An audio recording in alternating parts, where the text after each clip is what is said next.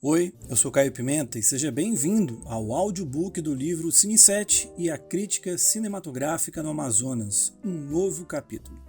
A obra é um projeto contemplado no edital do Conselho de Cultura do Amazonas, Secretaria de Estado de Cultura e Economia Criativa do Governo do Amazonas, com recursos da Lei Paulo Gustavo.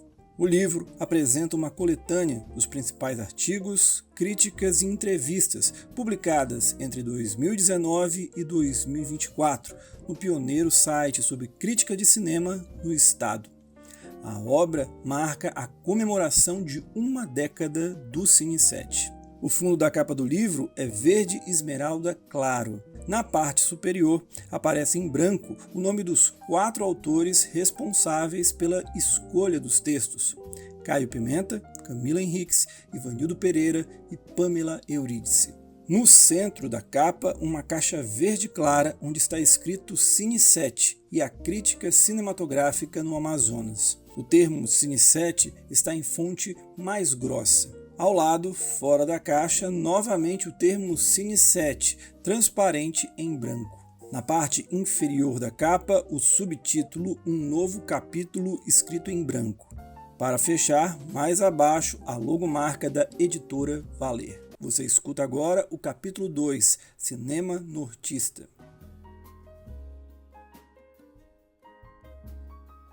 Travessia. Dor e poesia na dura vida de imigrantes do Haiti em Manaus. Crítica feita por Suzy Freitas, publicada em 9 de dezembro de 2019. Após uma carreira bem-sucedida em festivais, com o documentário performático Maria, a diretora Ellen Lynch apostou em um projeto de temática igualmente relevante, mas com uma abordagem diferente. Trata-se de Travessia, longa-metragem de não-ficção dirigida em parceria com Riane Nascimento, em uma coprodução Brasil e Haiti. Nele, acompanhamos a família de Gloriane Aimebol, uma haitiana que vive no Brasil há cerca de 6 anos com o marido e filhos, e que agora busca uma maneira de trazer o pai e o irmão ao país, enfrentando muitos percalços. Sua rotina se divide entre o pequeno lanche da família, as vendas como ambulante em um terminal de ônibus e a burocracia exasperante na busca pelo sonhado passaporte. A Câmara das Documentaristas tenta trazer naturalidade à presença no lar da família, nem sempre bem sucedida. Escolhas como filmá-los acordando, por exemplo, soam um tanto encenadas, assim como um ou outro take no qual se discute, nas entrelinhas, o direito de ir e vir para além das fronteiras, debate que acaba se infiltrando por todo o filme. A tentativa de criar uma linha discursiva audiovisual também não funciona no diálogo entre Gloriane e a mãe, Jaqueline, quando a primeira expressa o alívio que seria ter o pai por perto, porque mesmo que comêssemos um pão seco, ele também comeria, e na cena seguinte, ela aparece comendo, contemplativa. Porém, pequenos deslizes são rapidamente eclipsados por outros momentos de maior fluidez no tom observacional que as diretoras buscam emular. No fim das contas, os aspectos positivos do roteiro acabam pesando mais ao espectador. Temos, por exemplo, a reação de Gloriane ao atraso na entrega de seu passaporte, item essencial, o qual ela almeja poder ir ao Haiti e auxiliar o restante da família no processo de conseguir seus próprios documentos para a vinda ao Brasil. Em sua indignação, quebra-se um estereótipo comum, pelo menos em Manaus, cidade que recebe grande fluxo desses estrangeiros, o do negro dócil, passivo, disposto a passar por quaisquer percalços no Brasil, porque o nosso pior ainda é melhor que o pior deles. Tal quebra é um dos elementos que mais chama atenção em Travessia, pois ele consegue dialogar com outras questões macro próprias do Brasil. A burocracia excessiva, enfrentada por Gloriane aqui e por seus parentes no Haiti, é demarcada por claras questões de classe, nas quais tais personagens, pessoas de origem humilde, são suscetíveis a golpes e ou enrolação generalizada nesse processo. A crise em ambos os países intensifica tal estado, como eles bem pontuam. Assim, o dinheiro se torna tônica para a resolução de todos os problemas, não importando quão desumaniza a condição das pessoas. A longa espera pelo passaporte, produzido nos Estados Unidos da América, os problemas de contato com a embaixada em Brasília e os altos custos do documento são solucionáveis, ou pelo menos reduzíveis, com muitos reais. Como bem conclui Gloriani ao analisar seu contexto, a gente, haitianos, é vendido, na medida em que seus direitos como seres humanos não deveriam ser implorados como esmola, mas considerados básicos, óbvios. Isso tudo só fortalece uma das aparentes asserções do longa-metragem, a de que o direito de ir e vir deveria ser amplificado e não cerceado. A ligação gerada entre esses tópicos é um dos pontos positivos do roteiro de Lynch e da direção dela de Nascimento como um todo. Nunca soam gratuitos e desconexos, sendo um elemento digno de nota no salto da produção de curtas para um longa-metragem. De maneira geral, Travessia permite diferentes camadas de leitura, de forma macro ou não. Exemplo simples disso é quando um dos personagens declara que não há como escapar dos problemas nessa terra.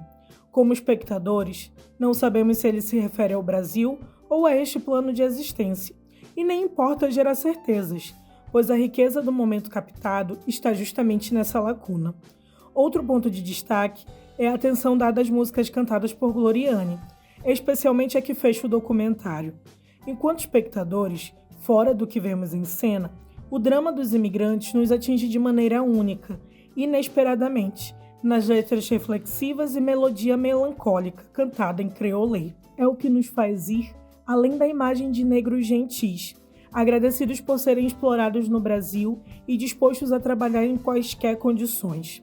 Sem imagens pesadas, que facilmente poderiam explorar a pobreza dos Aimambé no Brasil e no Haiti, as diretoras escolheram dimensionar sua dor por meio da poesia, numa solução que acaba criando um laço entre Travessia e Maria.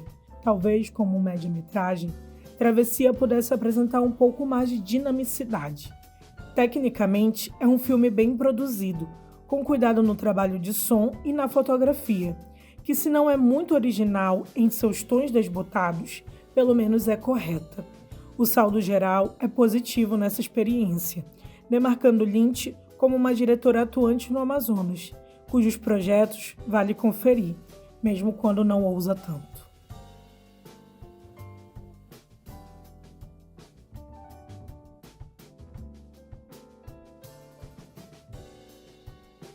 Manaus Hot City, experiência melancólica, quente e sensorial. Crítica feita por Caio Pimenta, publicada em 25 de agosto de 2020.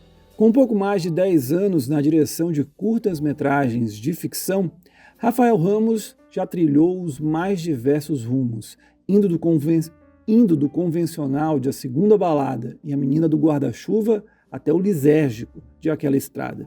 Todos esses caminhos convergem para Manaus Hot City, filme com pouco mais de 13 minutos, de autoria quase completa. Além da direção, Rafael ainda escreveu o roteiro e assumiu a direção de fotografia, uma das obras mais lindas feitas pelo audiovisual amazonense nos últimos anos. Descrever uma sinopse ou tentar resumir a história de Manaus Hot City é buscar uma simplificação a qual o filme não se propõe. A ação do curta transcorre nos encontros e vivências de 3 jovens e, acima de tudo, no sensorial, para descrever essa cidade intensa, repleta de afetos e, ao mesmo tempo, melancólica e violenta. Por meio desse sensorial, Manaus Hot City oferece o nosso tradicional mormaço, o calor condizente com o título do filme. Somos bombardeados pela luz solar avassaladora na corrida pela praia de Maria do Rio e na hora em que ela cozinha dentro de casa.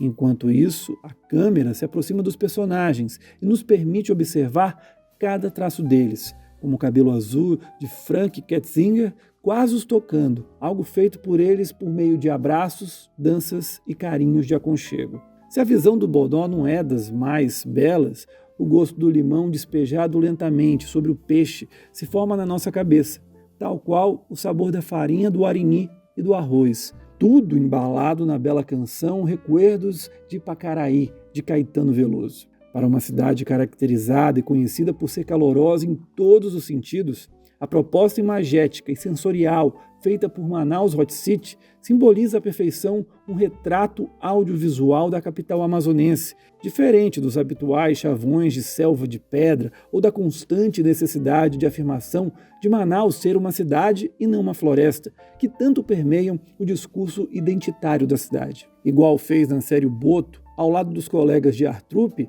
Rafael Ramos oferece novos pequenos pedaços para essa construção audiovisual de uma visão manauara, feita por pessoas da própria terra, sem a intenção de ser definitiva, mas sim um ponto de mudança e reflexão constante. Manaus Hot City, entretanto, não se limita exclusivamente a ser um exercício técnico ou de sofisticação visual sensorial.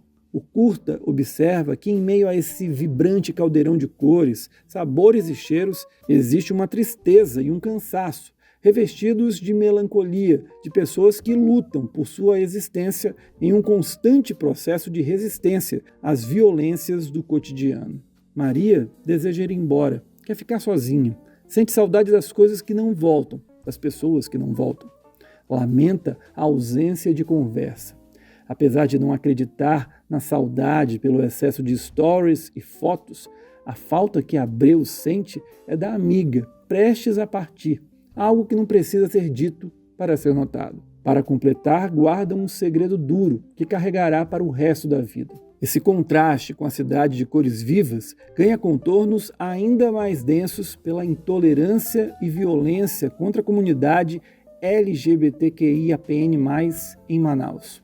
Maria é travesti, enquanto Abreu é gay e sofre com o preconceito de uma sociedade machista na orla da cidade. Nada mais terrivelmente natural para uma das cidades mais bolsonaristas do país e símbolo trágico do negacionismo de uma pandemia com mais de 2.000 mortes, números superiores aos registrados em todo o Japão e Portugal. A existência e a resistência, tamanha ignorância, ao mesmo tempo em que se faz necessária, exige uma entrega desgastante. Como apresenta o poema de abertura do filme, intitulado Amazônia, de Suzy Freitas, esta ambivalência em relação à cidade e tudo o que a cerca, além do constante duelo de pertencimento, ecoam em Manaus Hot City. Tudo isso sem a necessidade ou objetivo de oferecer respostas. Apenas o deleite de observar construções tão potentes de carreira, cada vez mais interessantes no audiovisual, como as de Rafael Ramos e Maria do Rio.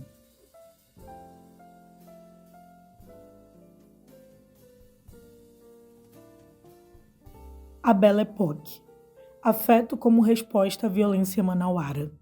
Crítica feita por Caio Pimenta, publicada em 14 de outubro de 2021.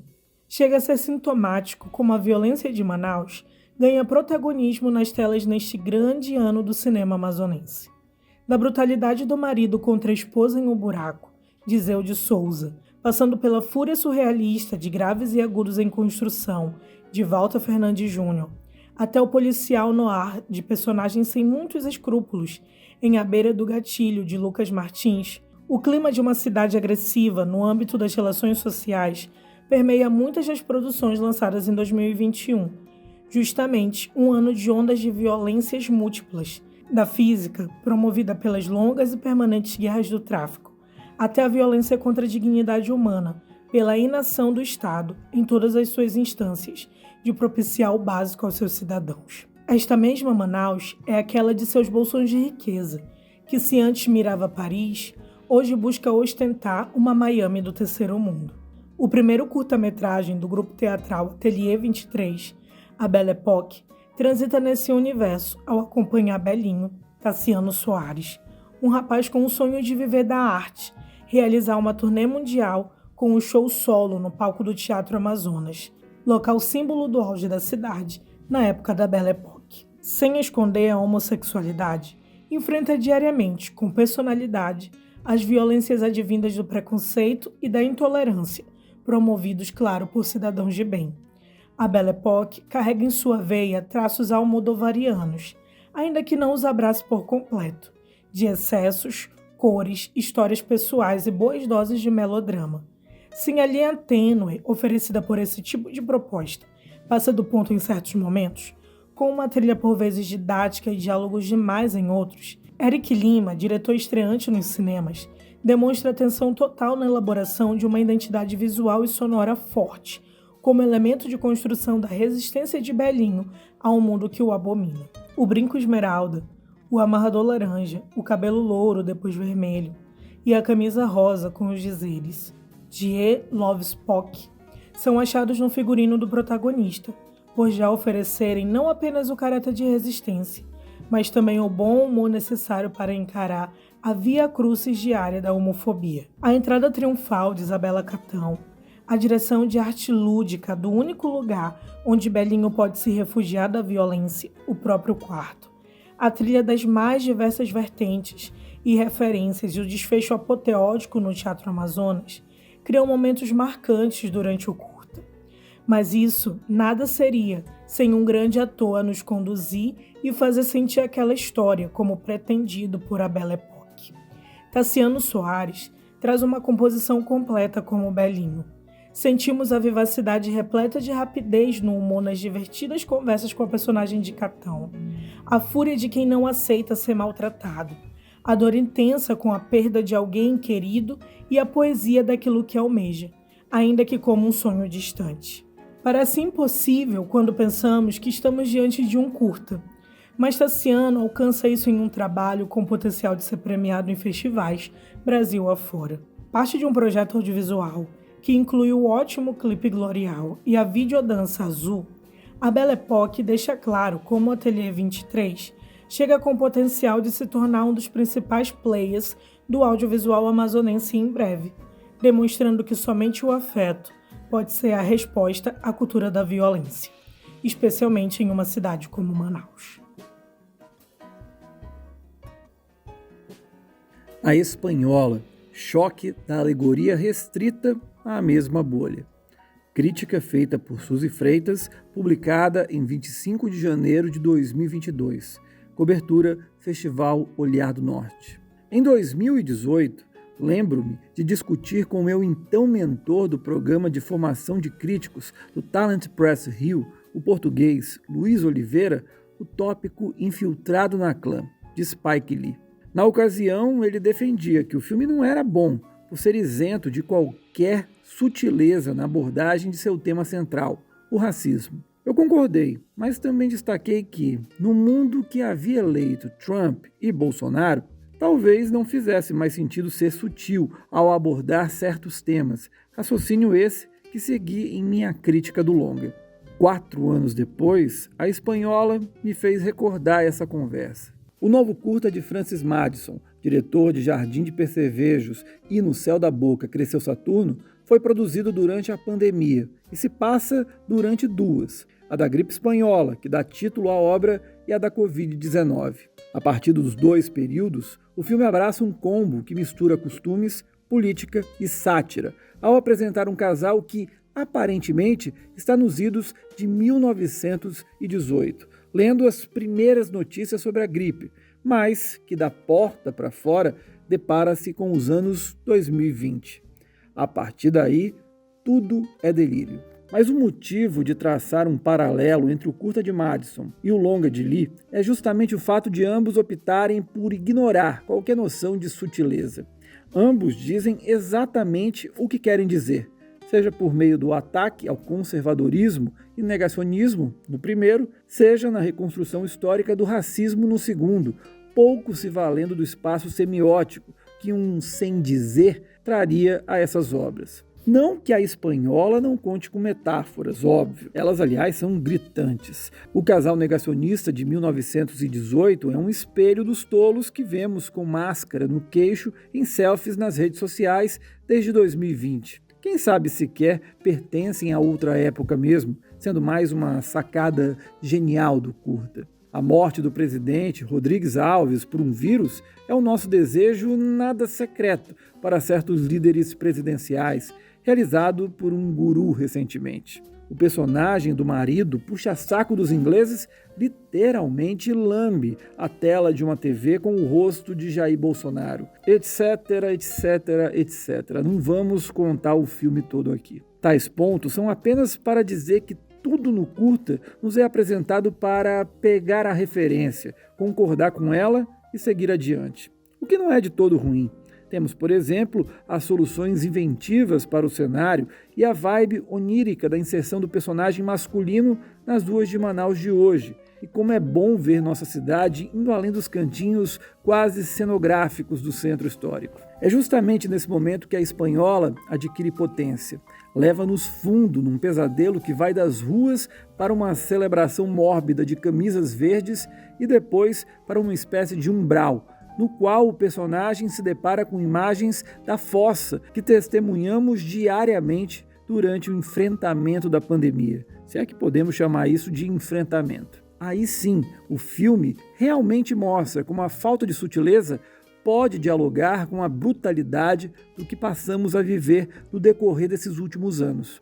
É quando finalmente a narrativa consegue ser efetiva em termos de gerar impacto emocional ao curta, ao invés de apenas alimentar uma atmosfera de lacração que, tal como um tweet que irritou, é feita de nós para nós, mas não necessariamente penetra algo fora da bolha. Com isso, é no choque da alegoria com a nossa realidade absurda que está a força de A Espanhola, com a última sendo aquilo que realmente nos embrulha o estômago. Nesse sentido, as atuações e diálogos exagerados nada acrescentam ao filme, assim como as sequências acompanhando a mulher conservadora são quase todas dispensáveis. Em especial o quiprocó com o instalador de cabo da Met. Sacou a referência? Esperto, né? Esses elementos dão ao espectador a impressão de que estamos vendo uma peça teatral muito legal, mas que por algum motivo virou um filme. De maneira geral, temos em A Espanhola pontos altos e baixos, com erros e acertos comum à filmografia brasileira dos últimos anos, na busca por retratar algo de nossos tempos. No futuro, a longo prazo, será importante uma análise mais distanciada desses filmes, já desaquecidos do calor do momento, de como as produções do Amazonas se inseriram nesse contexto. É certo que daqui a alguns anos, ao se falar de um filme de Francis Madison, de tédio, você não morrerá. A Estratégia da Fome, de Walter Fernandes Júnior. Crítica feita por Marcos Faria, publicada em 28 de novembro de 2022. Vem à mente, neste momento, Machado de Assis. No prólogo de seus várias histórias, o bruxo do Cosme Velho escreveu, em um tom apologético, que, ao menos, seus contos tinham uma virtude: são curtos. Em se tratando de uma média-metragem, poderíamos pensar que a máxima machadiana se aplica à estratégia da fome. Mas mesmo com pouco menos de 40 minutos de duração, o filme parece longo, arrastado. É que, incapaz de criar uma imagem original, a obra descamba para o pastiche, mesmo que não pareça ter muita ideia de para onde apontar seu deboche. Pois bem, começamos o filme no lixão.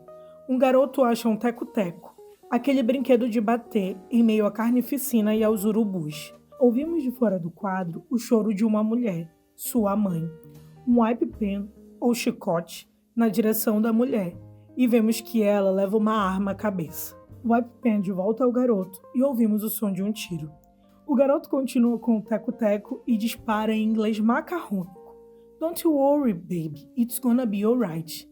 E a trilha sonora alterna entre o pop ensolarado e a dissonância à la Pederic. Fica claro então a estratégia da fome. Uma aposta no histrionismo com um toque de afetações formais requentadas, como os chicotes à moda Scorsese, PTA, etc. Ou seja, receita pronta para a irritação do espectador. A estratégia da fome tenta emular o tom anárquico de um Sgarzella, um Júlio Bressani ou Neville de Almeida. Há aqui, por exemplo, um flerte com um certo grotesco, uma estrutura quase que de esquetes independentes e o diálogo debochado com o mundo pop, como na cena excruciantemente tola e sem graça, em que uma mulher canta Meu País desafinada. Em um filme que toma a fome como suposto ponto de partida estético, a opção por uma abordagem antropofágica faz sentido até. Só que o diretor Walter Fernandes Júnior não sabe o que fazer com todo esse arsenal. Há um ad Bel-Air a Candeias e afins, mas sempre de uma distância segura. Todo o ataque estético dos assim chamados marginais do nosso cinema se transforma em mera afetação formal. O resultado é menos um filme e mais um demo reel. Na melhor das hipóteses, a imagem que ele cria são óbvias e, na pior, presunçosas. Um outro olhar sobre A Estratégia da Fome, de Walter Fernandes Júnior. Crítica feita por Renildo Rodrigues, publicada em 14 de setembro de 2023. O Festival Olhar do Norte 2023 trouxe alguma justiça para um dos filmes amazonenses mais interessantes dos últimos anos, A Estratégia da Fome, do cineasta Walter Fernandes Júnior. Alguma justiça porque a única avaliação artística da obra até aqui havia sido a crítica que Marcos Faria publicou no Cine 7, pouco depois da estreia do filme no ano passado. Seu relato, curto e decididamente desapontado com a obra, fez-me pensar se não seria melhor aproveitar o tempo da sessão para ir até o Jápeto Bar, ali perto, e desfrutar uma sublime tábua de linguiça e pão de alho, coisa que fiz logo depois, com a satisfação especial de emendar grandes sabores para as sinapses e as papilas. A verdade é que A Estratégia da Fome valeu cada minuto de sua razoável duração, um pouco menos de 40 minutos, com sua combinação ao mesmo tempo irreverente e angustiada, moleca e sábia de elementos. Certamente, sua proposta mais radical não vai agradar a todos, e nem deveria, claro, mas pretendo demonstrar aqui que também é possível ser arrebatado por este espécime singular na filmografia local.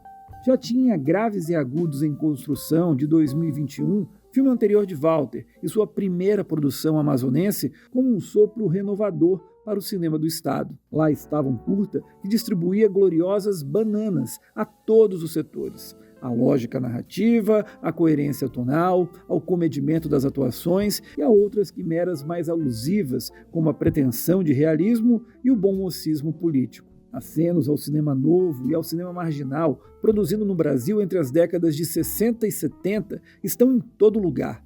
Não para esbanjar o domínio histórico do diretor, mas porque, para ele, o desafio às convenções e a busca pelo arejamento narrativo do cinema nacional continuam tão prementes hoje quanto naquela época. O mais importante, porém, é que o trabalho do realizador carioca parece ter dado um salto em ambição, propósito e vigor estético, a partir daquela pequena joia.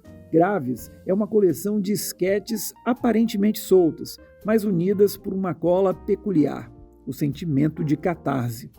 Cada episódio conduz rapidamente a um clímax, que pode ser de tristeza, ira, prazer ou alegria. E essa urgência vital, somada à deliciosa estranheza e ao provocativo nonsense das situações, teve mais a dizer para mim do que muito dos filmes amazonenses da safra recente. Todas essas qualidades, a urgência, a estranheza, a provocação, a economia narrativa, o ostensivo desprezo aos padrões estabelecidos, voltam redobradas em A Estratégia da Fome, e não só por causa do tempo de duração, algo que, por sinal em si, já é um fator de subversão. Quem faz médias-metragens hoje em dia? Que eventos de cinema abrem espaço para médias-metragens? Mas o tom mudou. Seus protagonistas agora são dois: Juan Gabriel, o ator mirim que já havia sido decisivo para a qualidade de Graves, e Isabela Catão, a intérprete mais atribulada e recompensadora do cinema amazonense atual, e os pequenos êxtases que ajudavam a aliviar a existência dos personagens no último filme estão agora irremediavelmente fora de alcance. Ao cantar os cartas foras da sociedade, como um personagem define na sequência final, Walter deixa entrever um olhar compassivo sobre o desamparo. Sua dramaturgia do absurdo é feita a partir de situações e elementos corriqueiros da realidade brasileira e amazonense. O lixão a céu aberto, cercado de árvores amazônicas. O parque, onde as crianças em movimento mecânico assistem indiferentes a uma cena paródica de violência. a casa burguesa com uma atmosfera difusa de decadência. Material que também poderia fazer parte de um filme de Glauber ou Sganzerla, a provar que o Brasil realmente andou repetindo de ano. Claro que nada disso vem na forma de afirmações explícitas ou como tentativa de articular um posicionamento do diretor sobre a situação brasileira. Em A Estratégia da Fome, só as noções pré-concebidas são sistematicamente ultrajadas. Eis um filme em que cada cena parece ter sido pensada de forma a surpreender, intrigar ou mesmo confundir o espectador. O rock clássico e seus ícones, aliás, são fixações do diretor. Ao videoclipe dentro do filme, estrelando a grande banda Platina, temos toda sorte de provocações e soluções inventivas para balançar o coreto da normalidade cinematográfica. Há também o trabalho mais complexo e multifacetado da atriz Isabela Catão até aqui. Se os seus filmes anteriores eram quase invariavelmente voltados ao drama, como aliás acontece com quase toda a produção do Amazonas, as situações desvairadas criadas pelo roteiro de Walter são abraçadas com ferocidade e abandono pela intérprete, produzindo descargas elétricas memoráveis em cena. Até na música, A Estratégia da Fome se destaca. A suíte lírica do compositor clássico austríaco Alban Berg e o diamante do pop sessentista Going Out of My Head, de Little Anthony and the Imperials, ficaram rodando a memória por dias após a exibição,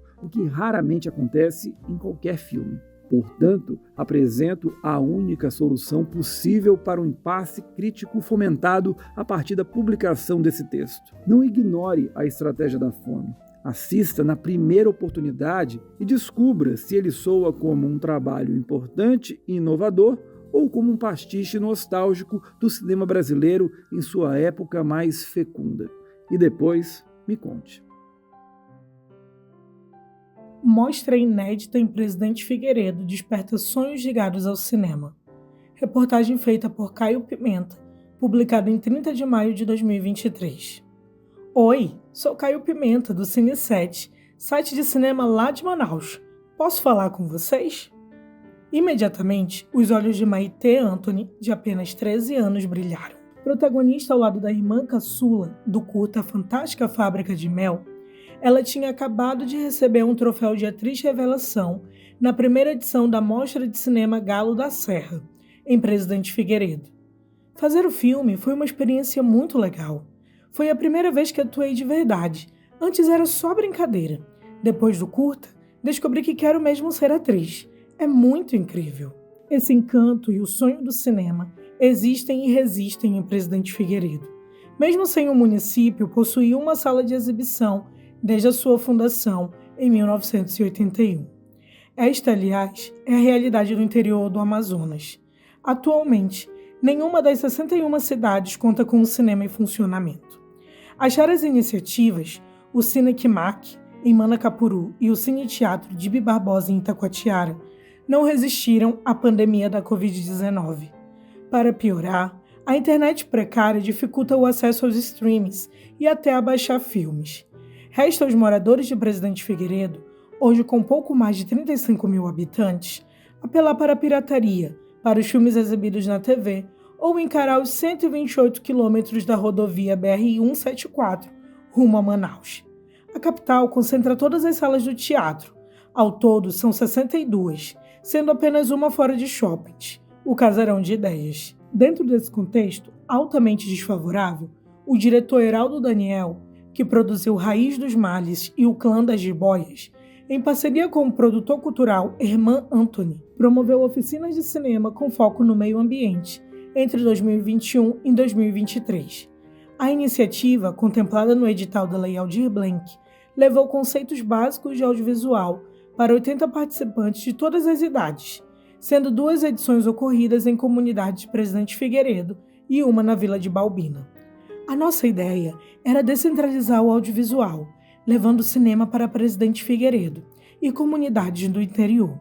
As nossas oficinas traziam as concepções do cinema com aulas sobre direção e roteiro, por exemplo, aliado a um conteúdo de preservação ambiental, até por conta de estarmos em uma região conhecida pelas cachoeiras e a própria floresta que nos cerca. disse Heraldo. Formado em arqueologia, Marcos da Silva, de 61 anos, foi um dos participantes das oficinas. Segundo ele, a capacidade do cinema em dialogar com as mais diversas áreas do conhecimento o animou a estar nas aulas. Estive na oficina de 2021 e em outra realizada em março de 2023. Aprendi sobre roteiro para organizar as ideias, direção e até cheguei a fazer entrevista. Agora eu tenho um plano, ainda no papel, para realizar um vídeo documentário sobre os morcegos da região, um tema que muito me interessa, declarou. Com os 3 filmes realizados na oficina prontos e todas as etapas previstas no edital da Lei Aldir Blanc devidamente cumpridas, Heraldo e Irmã entraram em contato com a Secretaria Municipal de Cultura e Eventos da Prefeitura de Presidente Figueiredo. O objetivo era organizar um evento gratuito e aberto para a população da cidade para a exibição dessas obras. Surgiu assim a primeira mostra de cinema Galo da Serra. Reconhecer-se na tela do cinema. Realizada na noite de sexta-feira, dia 26 de maio, a mostra aconteceu no auditório da Prefeitura e contou com mais de 120 pessoas presentes no local. O público pôde conferir 7 curtas-metragens, sendo 3 produzidos na oficina, além de O Clã das Jiboias, longa-metragem dirigido por Heraldo Daniel sobre a história do jiu-jitsu na Amazônia. As obras traziam o Presidente Figueiredo, a Vila de Balbina e toda a região como protagonistas. Dessa forma, ao longo da sessão, era possível ouvir pequenos cochichos vindo do público de nítido reconhecimento de lugares e pessoas conhecidas para moradores da cidade. Além disso, com apenas 16 anos, o estudante Victor Samuel Carneiro viu seu curta-metragem de pouco mais de 1 minuto de duração, Mago ao Cubo, o que dirige, protagoniza e roteiriza. Meu sonho é ser diretor de cinema, e participar desses cursos me trouxe muito aprendizado. Caí de cabeça com todas as forças e energia. Meu sonho é ser diretor de cinema, e participar desses cursos me trouxe muito aprendizado. Caí de cabeça com todas as forças e energias, e aprendi muito a escrever roteiro, direção de fotografia, e o meu curta ficou em primeiro lugar, disse. Nenhum integrante da plateia, entretanto, emocionou-se mais do que Geofran Lopes, responsável pelos troféus concedidos aos 18 homenageados do evento, entre eles este que vos escreve. O artista estava ao lado da esposa, da mãe e do filho pequeno para acompanhar o Artesão da Floresta, curta que apresenta o trabalho e as obras dele. Com um sorriso no rosto e um ar de certa incredulidade de se ver na tela, Geofran segurou o celular da forma firme para registrar toda a exibição do curta de 6 minutos de duração. Se a mãe dele também olhava para o filme encantada com o que via, a esposa era só sorriso de orelha a orelha, exceto, claro, quando o rebento escapava pelo meio do corredor e ela precisava chamá-lo. No fim de O Artesão da Floresta, aplausos e uma felicidade para guardar por toda a vida. De olho no futuro. A oficina e a própria mostra de cinema Galo da Serra somente foram possíveis por conta da Lei Aldir Blanc, promulgada em 2020, em caráter emergencial por conta da paralisação do setor provocada pela pandemia da Covid-19. Agora, os trabalhos estão voltados para a Lei Paulo Gustavo, que deve destinar 340 mil somente para o setor cultural de Presidente Figueiredo. O secretário da Cultura, Zanden Ferreira, falou ao Cine7 que os trâmites para Presidente Figueiredo receber os recursos já estão bem adiantados. Segundo ele, o Conselho Municipal de Cultura foi instalado na véspera da Mostra de Cinema Galo da Serra, inclusive com uma cadeira voltada para o audiovisual. Temos uma equipe trabalhando já na Lei Paulo Gustavo e recebemos a informação de que nosso plano de ação foi aprovado pelo governo federal. Estamos aguardando o repasse da verba para iniciarmos as discussões sobre os futuros editais em parceria com o Conselho. Pipoca, cinema e um sonho. Dessa forma, sonhar com uma nova edição da mostra, até mais estruturada, é mais do que possível. Falando em sonho, encerro com a história de Verônica Urdaneta, venezuelana. Ela vive com o marido e o filho de 17 anos. Passaram por outras regiões do Brasil, até se fixarem em Presidente Figueiredo no ano de 2018. Mais tranquilo, menos violento e mais perto de casa, justificou. A família possui um carrinho de mão simples, em que vende churrasquinho, algodão doce, balões, banana frita e, claro, pipoca. Na noite de 26 de maio, trocaram as praças de Presidente Figueiredo pela prefeitura, que contratou o serviço de Verônica. Durante grande parte da sessão, a plateia recebeu água, refrigerante e pipoca de graça. Houve quem até fizesse estoque, pegando 7, 8 pacotes de uma vez só. A sessão na mostra fez Verônica relembrar um sonho relacionado ao cinema e, compartilhado comigo em meio à trabalheira de colocar óleo na panela, abrir um pacote de milho e preparar os saquinhos de pipoca. Minha casa tem 2 andares e há um espaço no 2º piso aberto. Vez ou outra, penso em levantar uma tela e exibir uns filmes para as pessoas, vendendo pipoca para quem fosse lá. Meu marido não acha que vai dar certo, mas tenho vontade de um dia tentar, disse. Sonhos do lado de cá e de lá da tela de cinema. Alexandrina, um relâmpago. Leitura imagética da mulher negra e amazônica. Crítica feita por Pamela Eurídice, publicada em 24 de agosto de 2023.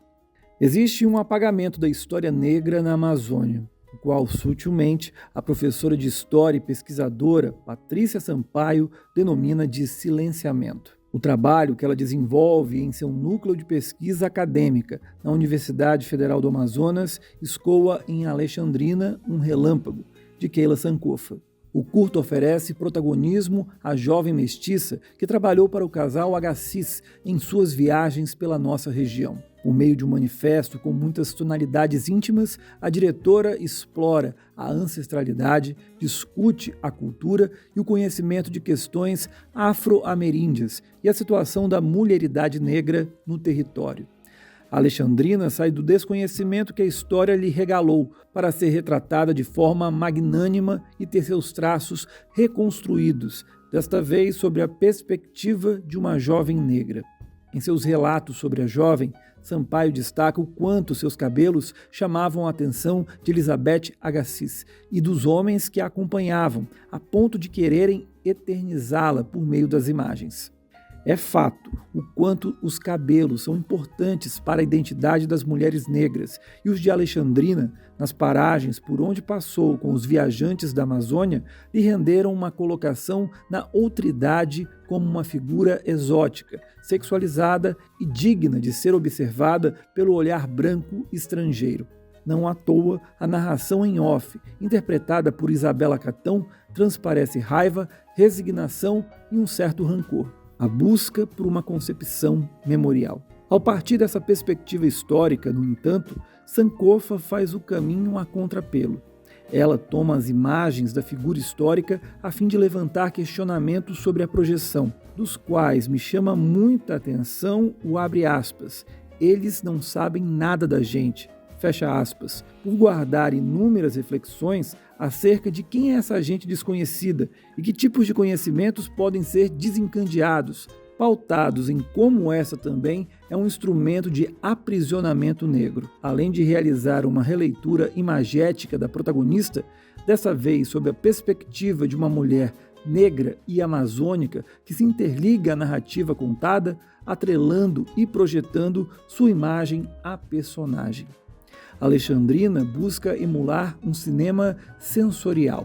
A fotografia assinada por João Paulo Machado e a direção de arte de Francisco Ricardo, dono de um Kikito por seu trabalho em O Barco e o Rio, são responsáveis pela sensação de força e ancestralidade que o curta-metragem emite por meio da escolha de planos que nos colocam no rastro negro regional, em paralelo ao uso de primeiros planos nos objetos e no rosto de Sankofa, que encarna a personagem título, transmitindo a potência e a simbologia negra amazônica carregada pela narrativa. Tudo isso envolto na plasticidade da mise-en-scène. De certa forma, o filme se confunde com a própria trajetória de Sankofa, uma vez que as reflexões narrativas externam um tema precioso para a produção da cineasta, como a busca pela história silenciada, por memórias, pelo rastro e pela irmandade afro-ameríndia. Nesse aspecto, é importante como o relato de Alexandrina se confunde com a trajetória do negro no país, em sua luta contra o silenciamento de sua presença na história e na busca por fincar seus passos na cronologia de uma nação que apaga e aniquila corpos negros. Como parte do projeto Direito à Memória, Alexandrina, um relâmpago, não apenas resgata a história de uma personagem curiosa, mas dialoga com o presente e arrisca ao trazer o olhar de uma mulher negra sobre corpos negros, que não tem medo de encarar a câmera e reivindicar o seu espaço. Como uma centelha, Alexandrina e Keila invadem, conquistam e ocupam. Uíra, a retomada da floresta. Mais que um filme, um manifesto. Crítica feita por Lucas Lopes Aflitos, publicada em 24 de agosto de 2023. No princípio, a imensidão do rio e a natureza exposta.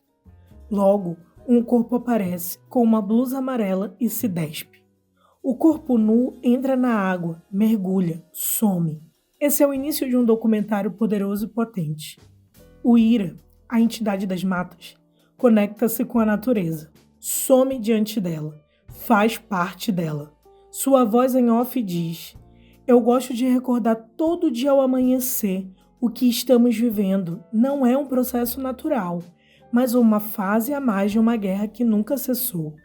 E esta guerra não é silenciosa, não é de agora, vem de muito antes. A história do Amazonas e da Amazônia se fragmenta ainda no processo civilizatório em que o Brasil sofreu por interferências eurocêntricas. Nossa região, o Inferno Verde, como bem diz Euclides da Cunha, foi corrompida, deflagrada e violentada, assim como seus povos originários e, consequentemente, os africanos que vieram escravizados. O nosso verde, a nossa água, a nossa natureza, a terra que nos sustenta e nos acolhe a duras penas, há muito tempo necessita de uma visão mais amplificada, centralizada nela, no seu povo, na sua preservação. Para ouvir a sua voz, é necessária uma mudança drástica, pois o que nos cerca é a nossa vida, a nossa força. A drag queen Uíra usa do seu corpo, dos seus conhecimentos e da sua intelectualidade para conscientizar a urgência de falar dos povos originários, da negritude, do ribeirinho, da fauna e da flora amazônica, do seu povo, da sua memória e da sua ancestralidade. Em um país sem memória, que desmata demasiadamente e detém o maior índice de assassinato de travestis, pessoas trans, ativistas ambientais e pretos, é essencial um corpo como este, um corpo político, que ecoa além do desespero de uma mudança e conscientização. Periferia é uma floresta também. Uíra é uma figura poderosa, grandiosa. O seu corpo e os elementos da natureza se confundem quando se interconectam. A sua sensibilidade e sua clareza extrapolam todos os limites convencionais. Não é de hoje que aqui em Manaus ela vem ganhando forças e seguidores. Agora ganha o mundo com Uíra, a retomada da floresta. Documentário dirigido sensivelmente por Juliana Cury. A própria Uíra é uma das produtoras do filme, entendendo que o seu protagonismo não é unitário. Todos são protagonistas dessa história, que visa a proteção e união ao bem comum. As matas, o rio, as ruas e a periferia são peças fundamentais na construção de sua arte. Em determinado momento, ela diz que a periferia é uma floresta também. Não poderia estar mais correta, pois é na periferia que se encontram os diversos, os excluídos, os descentralizados e esquecidos do poder do Estado, os múltiplos que se conectam, o lugar dos preto-índios. Entre os diversos depoimentos em Uíra, a retomada da floresta, chama a atenção de um senhor, que diz que aquele local costumava ser um igarapé, em que as famílias se encontravam e se divertiam. Hoje, encontra-se poluído. Infelizmente, algo comum na cidade de Manaus, os aterramentos ou a poluição por completo das águas doces que cercam a cidade. Mesmo respirando verde e cercada pelo rio, Manaus é uma cidade que mais desperdiça água no país, diz Uíra. Um alerta, o seu dever como corpo político e herdeira se faz necessário. E a culpa é de quem? quando não há saneamento e políticas públicas eficazes. Outro momento importante é quando ela conversa com as crianças de uma comunidade indígena acerca da Mãe Mata, nossa guardiã. Como acadêmica, educa de uma forma impactante, que causa furor e relembra que não se precisa de metodologia quando o corpo, o cotidiano e a urgência falam por si. Ainda assim, é preciso instrução, construir diálogos. O legado do passado ancestral. O documentário de Curi e Uira, de Uira e Curi, e de diversas mãos igualmente ansiosas pela mudança, é muito mais que um filme. É um manifesto. Na mata, tudo que morre vira vida aqui dentro, diz ela. É preciso saber caminhar, olhar para trás, ver o passado ancestral para manter esse legado, ainda que fragmentado. A oficina de maquiagem também é um importante momento de Uira, a retomada da floresta. Penso que é um processo de armadura, como se a maquiagem fosse a fortaleza que protege o corpo pronto para a guerra, pronto para combater os absurdos que estamos vivendo, os alertas, o clima cada vez mais desregulado e a população cada vez mais carente de identidade, de memória e de preservação. É uma imersão em si para redescobrir as forças que a sociedade manipuladora, racista, etnocida e genocida insiste em calar, em ferir e em matar. Essas vozes juntas, no entanto, ecoam e estão prontas para o combate. E não é um combate solitário. Toda uma comunidade na sua aldeia, no quilombismo, está disposta para ir à luta. A antropóloga africana Marimba Anne nos diz que a cultura é o nosso sistema imunológico, o qual, em sua visão, sofre de um vírus cruel e danoso, o sistema cultural eurocêntrico. Esse vírus contamina e nos adoece por meio de suas reproduções sociais. E vamos além, no desmatamento e na não preservação da natureza. Afinal, ela também faz parte do nosso sistema imunológico.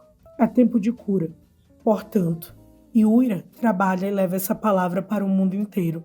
A importância da ancestralidade, de reconhecer os saberes daqueles que vieram primeiro e de compreender que não estamos sozinhos. Certa vez, uma amiga falou mais ou menos isso sobre Uira. Com ela, qualquer filho da puta se sensibiliza. Quero crer que essa seja uma afirmação verdadeira, pois ela não passa despercebida e nem quer. Nós precisamos dela. Precisamos reconstruir para continuar existindo, alertar para continuar existindo, manifestar para continuar existindo e existir para que continue existindo o ancestral que sofreu para que estejamos aqui. Uira, a retomada da floresta, é um filme necessário, profundo, sensível e explosivo. Cabana, pequeno drama de época executado de forma precisa. Crítica feita por Danilo Areosa, publicada em 25 de agosto de 2023. Cobertura Festival Olhar do Norte. Tenho uma adoração por filmes que ocorrem em um único cenário. E este apreço foi provocado por mestres como Sidney Lumet, no seu clássico 12 Homens e uma Sentença, e Alfred Hitchcock, em Festim Diabólico. 2 ótimos laboratórios fílmicos para se trabalhar esse tipo de proposta. É claro que se o diretor não dominar a ambientação, o resultado tende a se tornar cansativo para o espectador. Cabana, o primeiro filme de ficção da jovem cineasta paraense Adriana de Faria, que já passou pelo Festival Olhar do Norte e abocanhou vários prêmios na edição de 2020 com Ari e Joe, é uma produção de época que se passa em uma única locação, a qual dá título ao filme, com 2 personagens femininas dividindo a cena. Ao se apropriar de fatos históricos, no caso, o movimento popular da cabanagem, que aconteceu no Pará no período de 1835 a 1840, caracterizado por uma revolta violenta gerada pela insatisfação com a situação econômica e social da região, o curta narra a história de 2 mulheres do movimento, Margarida, a amazonense Isabela Catão, e Maria Lira, a paraense Rose Luege, que se encontram na cabana do título, situada no coração da floresta amazônica. É inegável que uma das forças do trabalho de Adriana de Faria é o rigor estético cuidadoso com que ela trabalha o único cenário do filme. A atmosfera espacial da cabana traz uma dimensão intimista que enriquece muito a proposta narrativa, graças aos enquadramentos e planos próximos ao rosto das duas personagens, enaltecendo os elementos dramáticos e intensificando o conflito psicológico que move o filme. Os diálogos entre Margarida e Maria Lira são bem inventivos, já que ambas conversam numa espécie de telepatia, que nas entrelinhas do texto funciona como uma metáfora para a violência psicológica que as mulheres, uma negra e outra com traços indígenas, sofrem até hoje. Essa abordagem se adequa à contextualização do movimento da cabanagem, que, por sua vez, era liderado por indígenas, negros e pobres, no enfrentamento das tropas regenciais do Império Brasileiro. Esse recurso silencioso, utilizado de forma inteligente por Adriana, também ressoa nos planos em detalhes que sua câmera filma, capturando o cenário e os objetos que ajudam a situar a dimensão de tensão e medo das personagens, semelhante aos duelos morais dos filmes de faroeste. Isso é perceptível nos símbolos que vão aparecendo em Cabana. O sangue que desliza das pernas de Maria Lira, indicativo da violência social, cujos rastros atrairão as tropas regenciais até o local. A história de perdas pessoais que cada uma das duas relata em relação aos seus passados trágicos. A moeda que determina o cara ou coroa entre vida e morte. E o próprio final, que faz uma ruptura entre passado e presente de forma mágica, revelando-se um retrato amargo da violência que aflige mulheres, negros e crianças atualmente. É claro que o trabalho de Adriana se beneficia de ter em mãos uma ótima equipe. Catão e Luege estão muito bem em cena, na composição imersiva das suas personagens lutadoras. E o trabalho de montagem de Lucas Domires, ao lado da direção de arte da dupla Bea Morbach e Tita Padilha, cria um resultado incrível no campo imersivo, situando o espectador dentro daquele contexto de violência.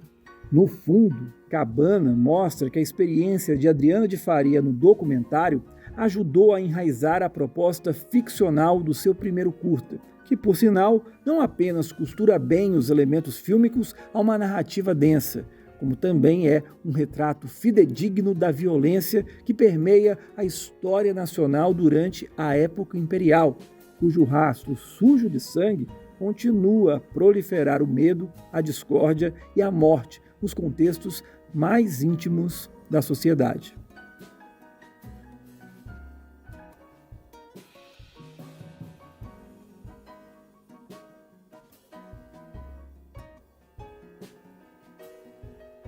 Amazonas, o maior rio do mundo. Imagens intrigam e revelam as contradições da Amazônia. Crítica feita por Renildo Rodrigues, publicada em 3 de janeiro de 2024. Como explicar a experiência de assistir, em uma sessão até agora única, a um filme de um pioneiro do cinema, dado como perdido há mais de 100 anos, que retrata justamente a região onde você vive e você até está dentro de um dos cenários da obra?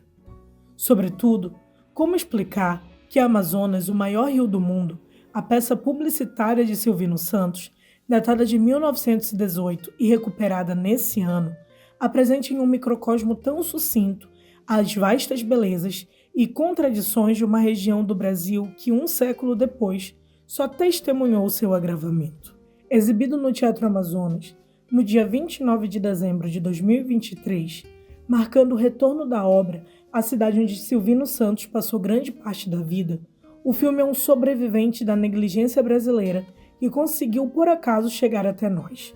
Apresentado com sucesso no país em 1918, o filme foi levado para a Europa nos anos seguintes e arrancado das mãos de Santos. Suas imagens foram reproduzidas em cópias sem qualquer menção ao seu realizador, e terminado o circuito europeu, o trabalho caiu no esquecimento. Ou quase. Valentes pesquisadores do audiovisual amazonense, como Celda Vale da Costa, cujo livro Eldorado das Ilusões é uma referência crucial sobre a carreira de Silvino Santos e o contexto da produção desse filme, e Sávio Stocco, que escreveu uma tese de doutorado com um capítulo sobre o filme, o qual se supunha perdido, mantiveram o maior rio do mundo vivo e preservaram vários de seus fotogramas. Acontece que uma dessas cópias ilegais jazia protegida em um acervo da Cinemateca de Praga, capital da República Tcheca, cidade que promove um festival dedicado ao cinema mudo. A instituição entrou em contato com Stocco, que avaliou as imagens e confirmou a suspeita. Era mesmo um filme perdido de Santos, completo, 67 minutos, e em ótimo estado de conservação. Como tal, também não trazia qualquer referência ao cineasta português amazônico. O título tcheco havia sido trocado para As Maravilhas do Amazonas, e afora as sequências, o filme compôs-se apenas de letreiros, todos também em tcheco. Então, Amazonas, o maior rio do mundo, ressurge com um valor histórico e documental incalculável. Mas o que ele diz a quem assiste hoje? Muita coisa, para o bem e para o mal. Algo que fica claro nos primeiros minutos do longa é que o maior rio do mundo não é exatamente um documentário. A produção foi encomendada a Silvino pouco depois da criação da agência Amazônia Cine Filme, parceria entre o governo do estado e a classe empresarial, com o intuito de divulgar o nome e as imagens da região amazônica. E a obra é uma peça de propaganda pura e simples. Trata-se de uma longa apresentação das riquezas exploráveis da região amazônica, embalada como uma jornada por paisagens exóticas, situações perigosas e encontros com selvagens, que deveria abrir os olhos de empreendedores e cativar seus familiares. O segmento inicial impressiona. Imagens do rio interminável, de densos igapós, das grandes árvores. Incidentalmente, é possível discernir a nuca de um barqueiro indígena em um canto do quadro. Como essas imagens foram feitas? Como o equipamento enorme, pesado e frágil da época foi transportado com essa aparente placidez pelas paisagens? O percurso de Silvino abrange alguns dos principais centros de atividade comercial da época: Santarém, Belém, Itacoatiara, Manaus e Putumayo, na Amazônia peruana. Seus letreiros dão breves informações sobre a situação apresentada e a riqueza da vez. O território é rico em recursos naturais. A carne do peixe-boi é bastante saborosa. As árvores dão muitas cabaças que os nativos decoram com habilidade. Manaus é o centro da indústria madeireira. Às vezes, até arriscam algum humor. Não é recomendável tomar banho aqui. Vem logo antes de uma cena com uma aglomeração de jacarés. Usar calças também virou moda. Antecede imagens de indígenas vestidos. Por sinal, os homens indígenas do filme aparecem todos cobertos. As mulheres, não.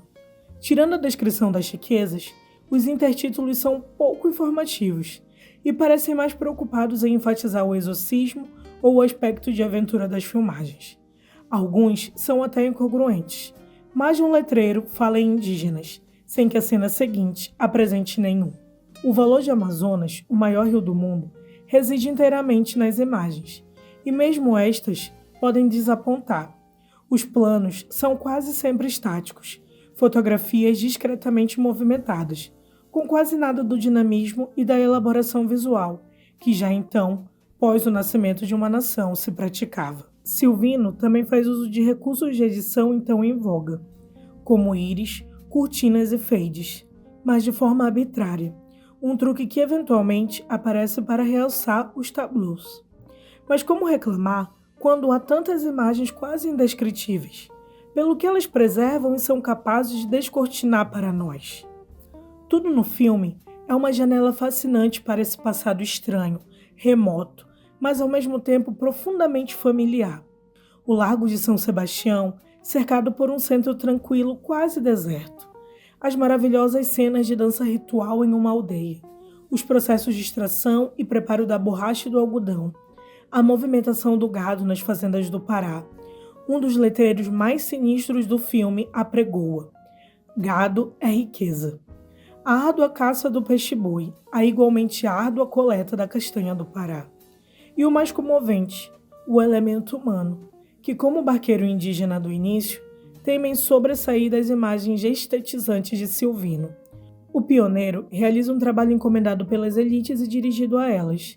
Na cena mais reveladora do filme, ele enquadra trabalhadores carregando um navio com castanhas do Pará, enquanto logo acima, dois homens ricos, impecáveis em seus ternos brancos, sorriem satisfeitos. Mas hoje, À luz do sangramento da floresta amazônica e das profundas desigualdades da vida na região, esse convite soa como o prenúncio de uma tragédia. Se Silvino almejava vender a crescente prosperidade e o potencial rentável do país das Amazonas, é a vida dura dos homens e mulheres às margens o aspecto mais intrigante das imagens hoje. Essas pessoas, marcadas pela rudeza das condições de vida, captadas em esforços intermináveis ao longo do filme, ou tendo de exibir o exotismo de suas feições e adereços corporais, como os indígenas selvagens, perto do segmento final, que os letreiros dizem, há apenas 50 anos decoravam suas casas com os crânios de seus inimigos.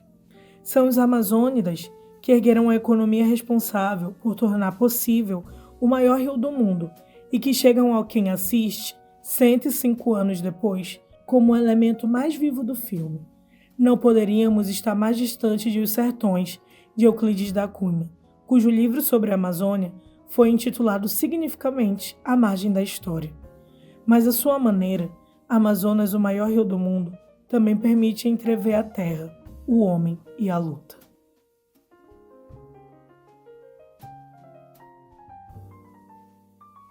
Cineclube Oscar Ramos marca a luta para a continuidade do curso de audiovisual da UEA. Reportagem feita por Caio Pimenta, publicada em 28 de maio de 2024.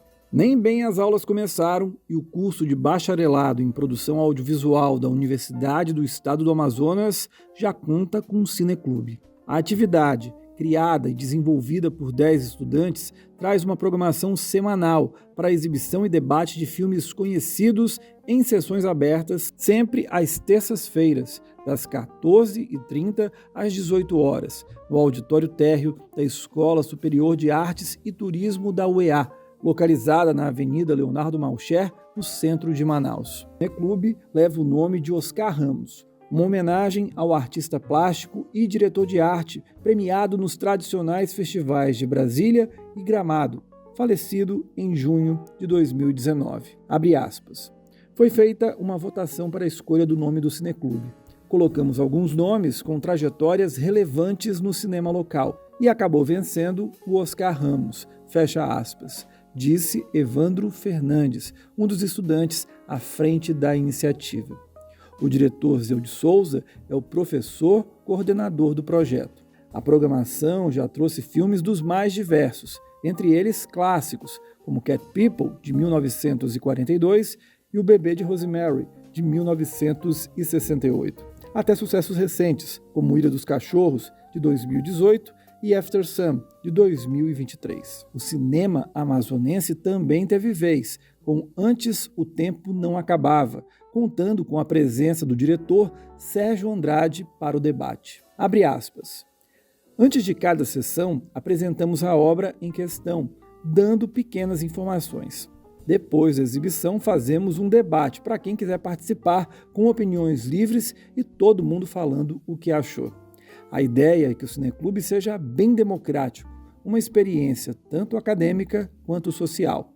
Fecha aspas, declarou Evandro, que ainda salientou o apoio que a iniciativa vem recebendo. Uma amostra disso foi a doação de aproximadamente 100 DVDs, feita pelo secretário-geral da ESAT, Jefferson Claudino, criando um acervo para o recém-fundado cineclube. Nesta quarta-feira, 29, véspera do feriado de Corpus Christi, o cineclube Oscar Ramos prepara uma sessão especial no Cine Teatro Guarani, localizado ao lado do Centro Cultural Palácio Rio Negro, na Avenida 7 de Setembro, no centro, com entrada gratuita e marcada para as 17h30. Abre aspas. A proposta é que o público tenha uma experiência interativa para além do filme em si, uma espécie de espetáculo, fecha aspas, revelou Evandro. A equipe do cineclube é formada pelos seguintes alunos: Anne França, Evandro Fernandes, Janaína Souza, José Clemente, Charles Santos, Catarina Dassa, Felipe Lopes, João Pedro, Juna Sena, Luiz Eduardo e Sid Elliott. Para além de um projeto de extensão, o cineclube Oscar Ramos pode ser um dos fatores importantes para a manutenção do bacharelado em produção audiovisual. É o que afirma a coordenadora do curso, professora Gislane Regina POSET. Atualmente, o bacharelado é oferecido em caráter especial único, ou seja, não há ainda garantias de formação de uma próxima turma em futuros vestibulares. Tal expediente aconteceu com o curso tecnológico de audiovisual na própria UEA, que chegou a ter 2 turmas na década passada, mas não teve continuidade. Hoje, o curso conta com 5 professores, um especialista, um mestre e 3 doutores. Porém, 2 docentes são voluntários e outro está cedido pela SEDUC, Secretaria Estadual de Educação, de acordo com a coordenadora. A expectativa é que um processo seletivo seja lançado em junho para o preenchimento das vagas para os 2 primeiros anos do bacharelado. Dentro disso, a luta do momento é para que o curso entre na categoria de regular na UEA, o que garantiria a continuidade dele anualmente. Abre aspas. O curso de audiovisual é uma demanda da sociedade e Manaus já merece a existência dele. Logo, a UEA se colocou no protagonismo desse processo. Há uma demanda pela profissionalização do audiovisual em uma cidade que é polo cinematográfico relevante. Isso foi comprovado na alta procura pelo curso no vestibular. As vagas se esgotaram já na 3ª chamada, quando a média é terminar na 4ª. Fecha aspas, disse Gislane. Nesse processo, a dedicação dos alunos com atividades como o Cineclube Oscar Ramos pode ser decisiva para a sequência do bacharelado. Abre aspas. A continuidade é um desejo forte dos nossos alunos, pois eles querem que outras pessoas tenham a mesma oportunidade. Todos sabem que precisam fazer acontecer nesses 4 anos. São estudantes solícitos, entregues de corpo e alma. O Cineclube surgiu do entendimento de construir a cultura cinematográfica. Cinema vai além da diversão, pois também traz a experimentação estética e os relatos da sociedade. Estou feliz de ver uma iniciativa que parte dos próprios alunos, com o apoio da Pró-Reitoria de Extensão, coordenação do curso e dos professores. O Cineclube é um projeto de extensão criado e desenvolvido a partir deles. Fecha aspas, afirma a professora.